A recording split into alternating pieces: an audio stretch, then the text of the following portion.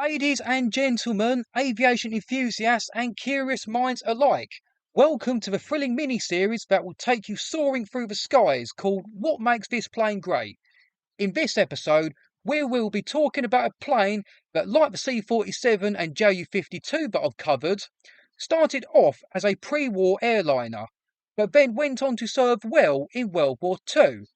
That plane is the German four-engine aircraft, the Focke Wulf Fw200 Condor. So, what makes this large aircraft with structural issues great? Well, as a pre-war airliner, it offered a high cruising altitude of 10,000 feet, which at the time was pretty impressive.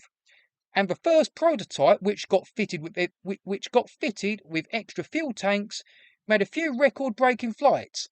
It was the first heavier-than-air craft to fly non-stop between Berlin and New York, and it done the return trip in a quicker time, and the aircraft also flew from Berlin to Tokyo. When the war started, the Condor started off as a reconnaissance aircraft, but soon turned into a maritime bomber, where it done well, bombing the hell out of Allied maritime supply lines.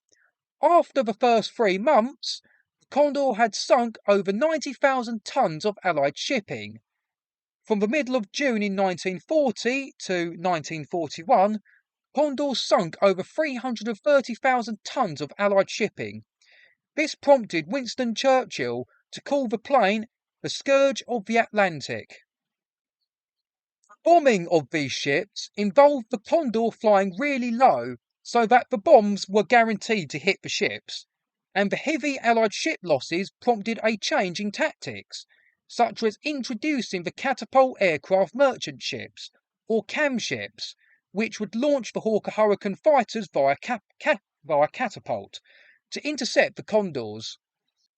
After the Allied fighters were able to intercept the Condors, they were later instructed not to attack unless they really had to, and they'd be used to report Allied shipping movements, which would involve Condors guiding U-boats towards the convoys by using a transmission of direct finding signals.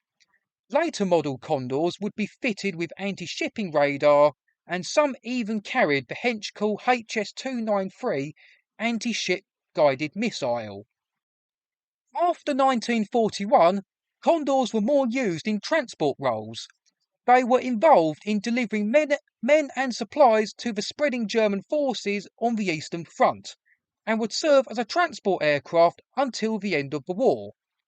As a transport aircraft, it would be the personal transport aircraft of most Nazi leaders, such as Albert Speer, Heinrich Himmler, as well as Adolf Hitler himself and Karl Dönitz.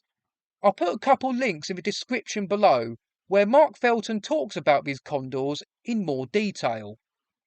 And that's it for this thrilling journey through the skies. If you haven't already, make sure to subscribe to this channel and hit that notification bell so you can stay up to date with my aviation content, etc. Check out the 2 videos at the end, or my CD reviews, or even the playlist I've created. Cheers.